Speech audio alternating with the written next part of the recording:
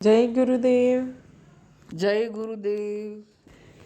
शरण में आए हैं हम तुम्हारे, दया करो हे दयालु भगवन। तुम्हारे दर के हे हम भिखारी, दया करो हे દયાળુ ભગવાન। હે ભગવાન, તમારી દયા વગર અમે આ મૃત્યુલોકમાં કંઈ જ કરી શકવા બરાબર નથી। તો હે દયાળુ ભગવાન, તમે અમારી ઉપર દયા રાખજો ને તમારી કૃપા બનાવી રાખજો। એમ કે આજ આપણે સાધના પથ પર નીકળ્યા, પણ આપણો સંસારમાં કેટલી બધી ખટપટે એ આપણે ક્યાં નથી જાણતા। એમ કે માયા એટલી બધી પ્રબળે કે આપણે એકદમ ધારી કે મને આમ કરવું છે, પણ તોય આપણે આપણું ધાર્યું કંઈ કરી નથી શકતા અને માયામાં એટલા ફસાઈ ગયા કે ઈચ્છા તો હોય રહી હું આમ કરીશ કે તેમ કરીશ, પરમાત્માનું નામ એક દિવસ નહીં ભૂલું, આટલા એક દિવસમાં જપ કરીશ, તપ કરીશ, પણ એવું જીવન ખટપટવાળું હોય રહ્યું। સંસાર એવો બધો સાગર, સંસારમાંથી તરવું બહુ કઠિન। જો આપણો ઈરાદો એકદમ પાકો હશે તો જ આ સંસાર સાગરમાંથી તરી શકશું। નકર જેમ હાથમ આવી, પછી ગામડા ગણપતિ આવશે, પછી નવરાત્રિ આવશે ને પછી દિવાળી આવશે, એટલે આપણે રાહ જોશું કે આ હાથમ જાય તો પછી કરીશ, ગણપતિ જાય તો પછી કરીશ, નવરાત્રિ જશે પછી કરીશ, દિવાળી જશે પછી કરીશ। તો આપણા માટે માયા આપણે એટલી બધી પકડી રાખેલી કે આ ખટપટમાંથી આપણે ઝટપટ નીકળી શકાય એવું નથી। એવા કાદવમાં આપણે ખૂપી ગયા કે જો એકદમ હિંમતવાળો માણસ હશે તો જ એમાંથી નીકળી શકશે ને તો જ પરમાત્માને મેળવી શકશે। આપણે હિંમત, આપણો ઈરાદો આપણે એકદમ નેક રાખવાનો હોય ને એકદમ પાકું હશે તો આમાંથી નીકળાશે, નકર માયામાંથી નીકળવાનું બહુ કાઠું હોય ને જીવન એવું ખટપટ ભરેલું હોય કે એમાંથી આપણે કોઈ નવરાશ જ નહીં મળે ને આપણે એને યાદ નહીં કરી શકીએ ને આપણા દિવસ એમને એમ હાલ્યા જશે। આ મનુષ્ય દેહને એટલા માટે દુર્લભ કીધો હોય કે મનુષ્ય જન્મ આ દેહ એ સાધન ને જે અંદર બેઠો પરમાત્મા એ સાધ્ય હે। આ સાધન જ્યાં સુધી મજબૂત હે, જ્યાં સુધી નિરોગી હે, ત્યાં સુધી આપણે સાધ્યને હાંસિલ કરી લેશું। આજ આપણે બરોબર એ નિરોગી, આપણામાં બળ હે, આપણે સારું વિચારી શકી રહ્યું, એ પણ કાલ આપણે શું બીમારી આવશે જોઈને પલમાં માણસનું શું થઈ જાય। એટલે આ બધી ટકટક તો જીવનની ચાલુ જ રહેશે।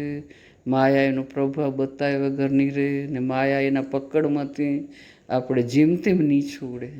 એટલે આપણો જો બરોબર નેક ઈરાદો હશે તો આમાંથી આપણે થોડું આપણું પોતાનું કલ્યાણ કરવા માટે સમય કાઢી શકશું। નકર આમાં જો ફસાઈ ગયા તો વળી પાછા આવા ગમનના ચક્કરમાં પાછું ફરવું પડશે। એટલે ઈરાદો તો આપણે એકદમ નેક રાખવો પડશે। આ પંથે નીકળ્યા તો અહીં પણ કઈ રીતે આપણે મારા કલ્યાણ માટે 24 કલાકમાં 1 કલાક પણ મારે ગમે એમ કરીને કાઢવો હોય એવો જો પાકો ધ્યેય આપણો હશે તો જ આપણે પરમાત્માને મેળવી શકશું ને આ સાધનનો સદુપયોગ કરી શકશું। કે મનુષ્ય અવતાર એવો દુર્લભ, દેવોને પણ દુર્લભ કેમ કીધો કે આ અવતાર, મનુષ્ય અવતાર, આ દેહ એ સાધન, એ સાધનથી જ આ સાધ્ય થઈ શકશે। બીજા અવતારમાં, કોઈ અવતારમાં આપણે પરમાત્માને મેળવી નહીં શકીએ। એટલે મનુષ્ય અવતાર એ બહુ જ દુર્લભ છે ને દુર્લભ અવતાર મળ્યો હોય તો આપણે આપણું પોતાનું કલ્યાણ આપણે કરી લેવું ખપે ને જો આપણે મક્કમ હશું તો કરી શકશું। નકર આ માયામાં એક ને એક દિવસ એમ કરતાં કરતાં ચાલે જશે ને આપણું જીવન એમ કરતાં કરતાં આ કાળ એક દી ગયો, બીજો દી ગયો, એમ કરતાં કરતાં બધાનું જીવન પૂરું થાય ને આપણું પૂરું થઈ જશે। એટલે આપણે બહુ જ મક્કમતા રાખવાની જરૂર છે। જો આપણે એકદમ મક્કમ હશું તો જ આપણે આ સમયમાંથી કાઢી શકશું, નકર એમને આપણા દિવસ ચાલ્યા જશે ને દિવસે દિવસે શરીર પછી આપણું કમજોર થતું જશે ને કમજોર શરીરમાં રોગ ચડી બેસશે ને આપણે જે કરવાનું હતું ને જે કરવા આવ્યા તે રહી જશે। એટલા માટે સંતો કહેરા કે જે કરવું હોય એને તમે પલે પલે સંભાળશો, જે બનવું હોય એવું વિચારો, ને જે વિચારશો એ બનશે.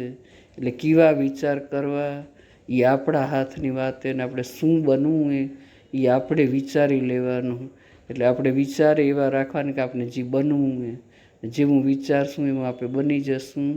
એટલારું કહેરા કે સ્વામી વિવેકાનંદ થઈ ગયા બરોબર જેવા, એના ગુરુ હતા સમર્થ રામદાસ, તે કે રામકૃષ્ણ પરમહંસ. તો પછી સ્વામી વિવેકાનંદ એમ કહેતા કે અમે એમને એમ કેમ સમજી કે પરમાત્માનું અસ્તિત્વ છે એમ. તમે એકવાર તો કંઈક એનું અસ્તિત્વની નિશાની ખપે ને કે ના પરમાત્મા છે એમ. એના ગુરુ સાથે કાયમ એવો એમ કે જીદ કરતા, એકવાર મને અહેસાસ કરાવો તો હું ગુરુજી માનું કે પરમાત્મા છે. હું એમને એમ કેમ માની લઉં કે પરમાત્મા છે એમ, કે અમને તો ક્યાંય દેખાતો નથી, અમને ક્યાંય અનુભવમાં આવતો નથી, તો અમે કેમ માની કે પરમાત્મા છે એમ. તો એને ગુરુએ તો એમ કીધું, હું પોતે જ આવું જીવતો જાગતું પ્રમાણ ને ભગવાન, હું પોતે જ ભગવાન હું એમ તું માની લે ને. તો પછી એક વખત એમ કરતો તો અઠવાડિયું થયું, પણ એના મનમાં સંતોષ ન થયો વિવેકાનંદને એમ કે ના ગુરુજી વળી અઠવાડિયું ફરી એને પ્રશ્ન કર્યો કે એકવાર તમે મને અહેસાસ કરાવો એમ. તમે છો સાક્ષાત, પણ મને હજી સંતોષ નથી થતો. જ્યાં સુધી મને અનુભૂતિ ન થાય ત્યાં સુધી હું કેમ સ્વીકારું કે પરમાત્મા છે એમ. તે એ ગુરુ ઉપર ગાદીમાંથી બેઠા હતા અને વિવેકાનંદ નીચે બેઠા હતા એમ. તો એને ગુરુએ ખાલી એક જમણા પગનું અંગૂઠું એના હૃદયને સેજ અડાડ્યું ને એને વિવેકાનંદને 24 કલાકની સમાધિ લાગી ગઈ. પછી વિવેકાનંદે એના ગુરુને કીધું કે આજ પછી હું કદી તમને એમ નહીં પૂછું કે પરમાત્મા છે કે નથી.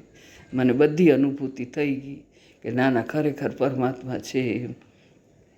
એટલે કહેવાનો મતલબ એમ કે પરમાત્મા તો છે જ, આપણે અનુભૂતિમાં ના આવે એટલે પરમાત્મા નથી એવું નહીં માનવાનું. આપણે પ્રયત્ન કરશું તો એ પછી એને કેવા મોટા વિવેકાનંદ, કેવા સ્વામી વિવેકાનંદ બની ગયા એમાંથી. એટલે આપણે એવી કોશિશ કરી, પરમાત્મા તો છે જ, આપણે અનુભૂતિમાં આવે એટલી આપણી કેપેસિટી ખપે, એટલું આપણું ધ્યાન ખપે, એટલું આપણું તપ ખપે. જે એટલું તપ થશે તો પરમાત્મા આપણે ઓટોમેટિક આપણા અહેસાસમાં આવી જશે. એ આપણા ભેગો છે, એમાં કોઈ સંશય કરવાની જરૂર નથી. જ્યાં સુધી આપણે થોડા આવરણે ત્યાં સુધી આપણે અનુભૂતિમાં નથી આવતું એમ.